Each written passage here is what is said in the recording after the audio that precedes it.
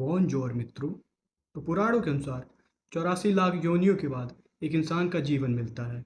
मतलब इसके पहले आप 84 लाख अलग अलग पशु पक्षियों के रूप में जन्मे होंगे। इमेजिन, आज के पहले आप जितने भी प्राणियों के रूप में जन्मे हों उन सब की एबिलिटीज़ आपके अंदर आ जाए। जैसे कुत्ते की सूंघने की एबिलिटी, खरगोश की सुनने की एबिलिटी, चीता के तेज दौड़ने की एबिलिटी, यहाँ तक कि डायनासोर्स की पावर। सिर्फ आपके सोचने मात्र से आप किसी की भी एबिलिटी पा सकते हो। तो आप क्या करेंगे? तो आज मैं आपके लिए जो मानवा लेके आया हूँ उसके प्रोटैगनिस्ट के पास भी ये सेम पावर है। आज की हमारी मानवा का नाम है एग्जिस्टेंस, और अब से हम इसके हर पार्ट में 3 चैप्टर्स कवर करेंगे। तो मानवा की स्टार्टिंग होती है और हमारा प्रोटैगनिस्ट कह रहा होता है, लीजेंड, इस नाम से लोग मुझे बुलाते हैं, और ज़िंदगी में पहली बार मेरे पास एक नाम था। ह्यूमंस की लाइफ बहुत ज़्यादा कॉम्प्लिकेटेड है। हम सभी जिंदा तो हैं, लेकिन ह्यूमंस ने अपने आप को कंट्रीज़ और रेसेस में डिवाइड करके रखा है, और इन्होंने हर चीज़ को कोई नाम दिया है, और उन सब चीज़ का कोई ना कोई मतलब है। तो लीजैन की मॉम उसको एक डॉक्टर के पास लेके आई होती है, क्योंकि लीजैन 6 साल का हो चुका है, लेकिन वो अब भी कोई शब्द नहीं बोलता है। डॉक्टर उसकी मॉम से बताता है कि इसके अंदर तो कोई प्रॉब्लम नहीं है। लीजैन की मॉम बताती है कि वो चाहे जितना बोल ले, लीजैन कोई भी रिस्पॉन्स नहीं करता है, और वो जब पैदा हुआ था तब रोया भी नहीं था। डॉक्टर कहता है, तो आप इसे किसी साइकेट्रिस्ट को दिखा के देखिए। लीजैन की मॉम गुस्सा हो जाती है और कहती है, पागलों का अस्पताल? तुम क्या कहना चाहते हो? मेरा बेटा पागल है। अब हम लीजैन का पर्सपेक्टिव देखते हैं। लीजैन बताता है कि उसकी मॉम का नाम है यंग शील, और वो एक बेवकूफ़ और मूर्ख औरत है। उसने एक वॉर में अपनी फैमिली खो दी, और दूसरे वॉर में अपना पति भी खो दिया। ये दुनिया यंग शील के ऊपर बहुत ही ज़्यादा कठोर और निर्दयी थी, लेकिन उसके पास जीने की एक आशा थी। उसकी मॉम बचपन में उसे कंधे पे बांध कर सब्जियां बेचा करती थी। यंग शील ने एक बार सुना था कि बच्चे अच्छी तरीके से ग्रो होते हैं अगर वो लोगों से प्यार भरे शब्द सुने। हालांकि लीजन कोई रिस्पॉन्स नहीं करता है, लेकिन यंगसिल उससे हमेशा कहती रहती है कि मैं तुमसे प्यार करती हूँ बेटा। लीजैन को ये बात समझ में तो नहीं आती है, लेकिन उसे ये ममता खराब भी नहीं लगती है। तो फिर हम कहीं और का सीन देखते हैं। रात में कुछ लोग एक आदमी का पीछा कर रहे होते हैं। वो आदमी भागता रहता है और एक पत्थर से टकरा के गिर जाता है। तभी वो आदमी जो उनका पीछा कर रहे होते हैं उनमें से एक हाँफते हुए कहता है, क्या मतलब है हमें इतनी रात में भगाने का? दूसरा आदमी उससे अपनी जान की भीख मांग रहा होता है। तो वो आदमी कहता है, क्या कहा तुमने? हम एक कौमी को जीने दें? तो वैसे तो कौमी का मतलब कम्युनिस्ट होता है, लेकिन मेरे हिसाब से यहाँ कौमी का मतलब क्रिमिनल होगा। तभी वो लोग एक चीज नोटिस करते हैं कि एक बच्चा लकड़ी के खंभे के ऊपर चढ़ा हुआ है। वो आदमी कहता है, बच्चे, ऊपर खतरा है, नीचे आ जा। और वो बच्चा उसकी बात सुनता है और नीचे आता है कूद के। जैन फ्रॉक की पावर यूज करता है और खंबे से कूद जाता है। सब के सब एकदम हैरान हो जाते हैं।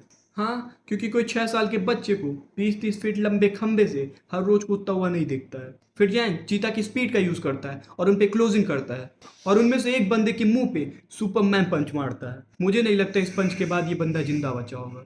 फिर जैन मन में कहता है कि मुझे पता था कि मेरे पास कोई न कोई एक ऐसी एबिलिटी है जो आज से पहले मेरे पास कभी नहीं थी। मैं जितने भी प्राणियों के रूप में जिया हूँ उन सब की एबिलिटीज मेरे अंदर है।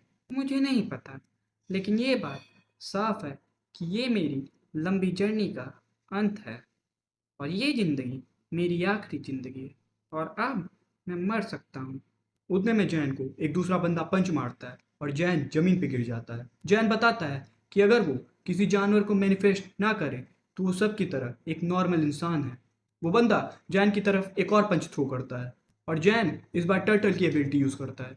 तुम्हें ये तो पता ही होगा कि टर्टल की शील्ड कितनी मजबूत होती है। तो उस बंदे का हाथ टूट जाता है, और जैन चिंपैंजी की पकड़ का यूज़ करता है और उसका गला पकड़ लेता है, और मन में कहता है कि जब तक मैं सोच सकता हूँ तब तक मैं कुछ भी बन सकता हूँ। जैन इस बंदे को एक ग्लो में ख़त्म करने वाला होता है, लेकिन वो ज़मीन में पड़ा हुआ इंसान जैन को गोली मार देता है।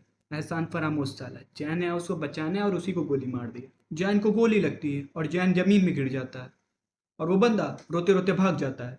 सुबह होती है, जैन की आँख खुलती है। जैन को काफ़ी दर्द भी हो रहा होता है। वो सोचता है, क्या मैं मरने वाला हूँ? मर जा, अरे अरे मर जा भाई। ये क्या, यूआई डैनियल की आत्मा आ गई इसमें?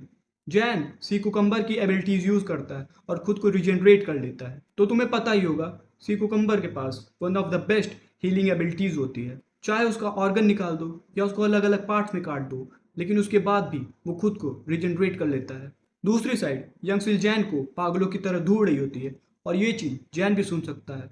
जैन सोचता है कि मैं अभी सही से बड़ा तो नहीं हुआ हूँ, लेकिन मैं अपने लिए हंट कर सकता हूँ, और अब मेरे पास कोई भी रीज़न नहीं है उसके साथ रहने का। इतनी डींगे मारने के बाद 4 दिन में भूख के कारण मौत की कगार पे आ चुका है बच्चा। जैन ने सोचा होता है कि वो एक ओमनिवोर है। ओमनिवोर का मतलब कि जो मांस और वेजिटेबल्स दोनों खा सकते हैं। इतने मिलियंस टाइम्स मरने के बाद अब जैन को मौत से तो डर नहीं लग रहा होता है। वो सोचता है कि यही उसका अंत है, लेकिन उतने में ही उसकी मॉम उसे ढूंढ लेती है और उसे गले लगाकर जोर जोर से रोने लगती है। जैन की मॉम बहुत तेज तेज चिल्ला चिल्ला के रो रही होती है, तो जैन को ये चीज़ काफ़ी चुभ रही होती है। तो उसको शांत कराने के लिए जैन पहली बार इंसानों के शब्द बोलने का निर्णय करता है। जैन कहता है, आई लव यू मॉम। और ये सुन के जैन की मॉम और तेते रोने लगती है, और यहाँ पे जैन अपनी ह्यूमन लाइफ को एक्सेप्ट करता है। दूसरी साइड उस एहसान खोर को पकड़ लिया गया है और उससे इन्वेस्टिगेशन की जा रही होती है। वो उन्हें समझा रहा होता है कि ये सब एक बच्चे ने किया है, मैंने उसे मार दिया है, लेकिन किसी को भी उसकी बात पे यकीन नहीं हो रहा होता है। डिटेक्टिव कहता है, अच्छा तो फिर उस बच्चे की बॉडी कहाँ है? वहाँ तो सिर्फ डिटेक्टिव आन की बॉडी थी। मुझे पता है कि तुमने ही डिटेक्टिव आन को गोली मारी है। कॉबी मना कर रहा होता है, और दूसरे डिटेक्टिव से जिसकी उसने उस रात मदद की थी उससे कहता है, तुम कुछ बोल क्यों नहीं रहे हो? मैंने तुम्हें बचाने के लिए उस बच्चे को गोली मार दी। पर वो डिटेक्टिव इसकी हर बात को नकार देता है और कहता है, तुम्हें सच में एक कौमी की बात पे यकीन हो रहा है? और कौमी को भी मोस्ट प्रोबेबली मार ही दिया गया होगा उसके बाद। उस दिन के बाद से इस डर से कि जैन वापस कहीं खो न जाए, यंगसील ने उसका हाथ कभी नहीं छोड़ा। और जैन भी यंगसील को हेट नहीं करता है। फिर विंटर्स आ जाती है। यंगसील कुछ बच्चों को डांट रही होती है। उनका टीचर यंगसील को शांत करा रहा होता है और कहता है, मैम शांत हो जाइए, बच्चों के बीच में फाइटिंग कॉमन है। यंगसील को और गुस्सा आ जाता है और कहती है, एक मॉम से ऐसे कहना चाहिए, तुम अपने बच्चों को फाइटर्स क्यों नहीं बना देते? और उन बच्चों से कहती है, अगर तुमने मेरे जैन को दोबारा हाथ लगाया तो मैं तुम लोगों का हाथ तोड़ दूंगी। जैन बताता है कि यंगसिल सिर्फ उसके लिए अच्छी है।